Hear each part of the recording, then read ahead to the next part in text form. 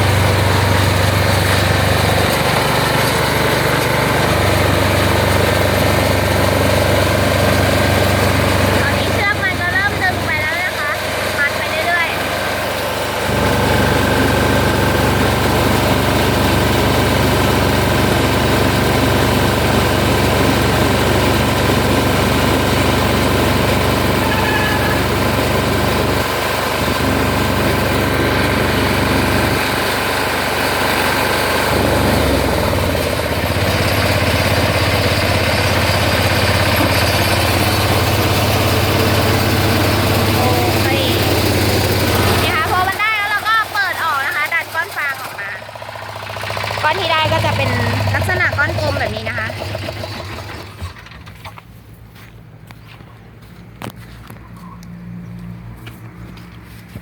นี่สวยงามนะคะ